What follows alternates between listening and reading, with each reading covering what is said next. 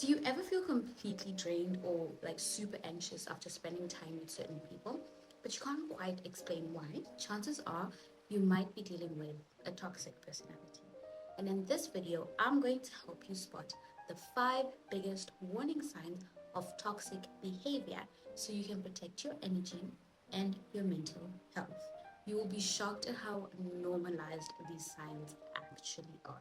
Hi everyone, welcome back to Stacey's Take Wellness Within Wednesday. If you're new here, I'm Stacey, and on Wednesdays we talk about real life psychology, self care, and practical ways to build healthier relationships.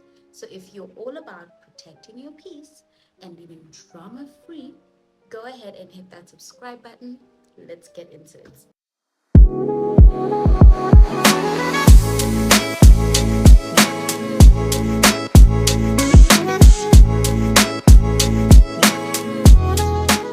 Today, I'll break down 5 red flags that help you identify a toxic personality.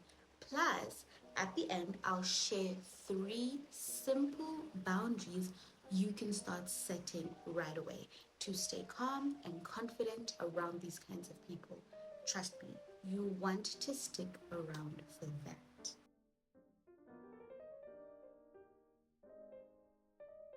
Okay, let's start with number 1, the most obvious of them all, but we always tend to ignore it: the constant victim mentality. Toxic people often twist every situation so that they can look mistreated, even when they clearly contributed to the problem. An easy example, they'll say things like, "Nobody understands me, everyone's out to get me," and my personal favorite, "Everyone is always blaming me, I'm the scapegoat."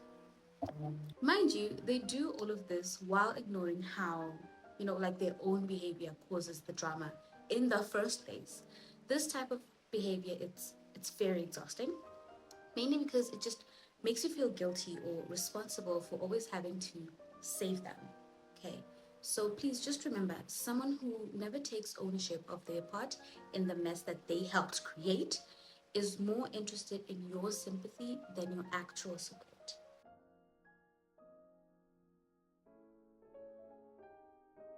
Another very common sign we let slide way too often: passive aggressive behavior. Instead of communicating openly, a toxic person drops subtle insults, backhanded compliments, or just uses the silent treatment to kind of punish you. For example, they might say something like, "Wow, you're so brave for wearing that," which sounds like praise but actually isn't. Or they'll pout, sulk, or just decrease communication in general when they don't get their way, which will end up forcing you to figure out what's actually going on, literally dumping all the emotional weight on you to figure it out and solve it. Over time, this will make you doubt yourself and leave you feeling like you're always walking on eggshells. You genuinely can't be yourself because you don't know what will set the toxic person off.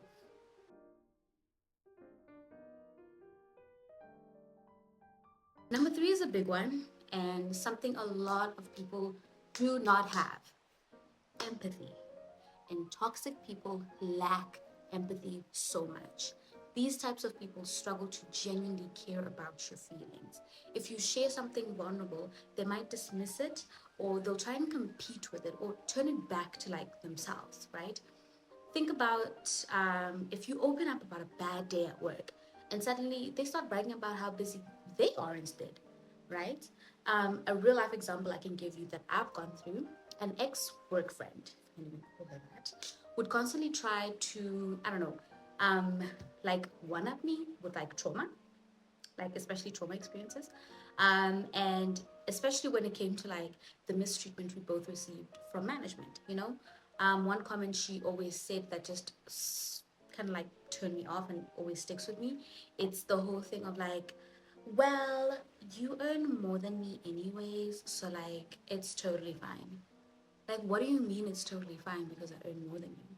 So because I make more money, I shouldn't complain about being abused. I should be okay with being abused. I should take the abuse. You're the only one who's allowed to complain. You're the only one who's allowed to feel like your abuse is valid because you make significantly less than me. The worst thing about these types of people, they leave you feeling very invisible and unheard. And with time, you just kind of find yourself being super quiet, not wanting to be in public spaces or go to gatherings. You kind of like stop taking part in conversations and you end up turning into a wallflower. And not even in like the cute, I'm so different way Hollywood tries to kind of like market wallflowers. No, like it's borderline depression and anxiety that you start to develop. Trust me when I tell you, healthy people don't make you feel that way. Healthy people will show you empathy and compassion when you speak.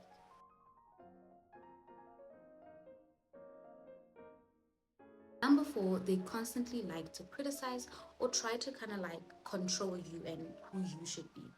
Nothing is ever quite good enough for them, you know? Your outfit, your job, your choices, the way you talk, the way you walk, the way you smile, the way, like, they will always have a problem with you. Like, they just want to change you and they want to fix you and they treat you like you're a little doll because they want to mold you into what they want you to be for them. Okay, so they might say things like, why would you do blue nail polish and not something more sophisticated like nude? Or something a lot of us have probably heard, if you really love me, you do it my way. Like, why are you being so difficult? Whew. Please don't be fooled. This is a very manipulative tactic. Toxic people like to use to control you. These types of comments chip away at your confidence and keep you dependent on their approval, which is how they take control. Once they have successfully made you give up your agency, you'll constantly find yourself changing everything about you so you can get approval from them. And unfortunately, a lot of people pleasing individuals fall into this mess a lot. And it's always calculated. A toxic person will not go for someone who will knock them out for being passive aggressive in bed. They go for the people who are very passive and understanding in some sort, like, you know, understanding girlfriend. It's easier to manipulate them because, you know, they're kind of viewed as being emotionally weak. Just remember, a healthy relationship should build you up, not break you down.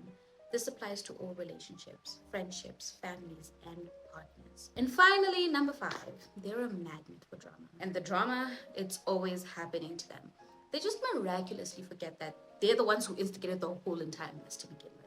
Because, you know, they're the innocent ones and everyone is out to get them. How could they have started this? They're the victim. Please remember, when it comes to toxic people, they thrive on chaos. There's always a crisis, a fight, a betrayal, and it's always involving other people who shouldn't even be there in the first place. Like, it just doesn't make sense. If you find yourself constantly playing referee or feeling sucked into gossip and conflict, take a step back and ask yourself, who's the common denominator? Because if 1 plus 1 is 2, and 2 plus 2 is 4, my darling, you need to look within. You are the problem. Sometimes the best thing you can do is simply not participate in their circus. Not your monkey, not your circus. I know it can be difficult because who doesn't like a little bit of gist? You know, like, come on. But if you really do value your mental health and peace, withdraw from such people. Use your energy somewhere else rather than giving it to these energy vampires.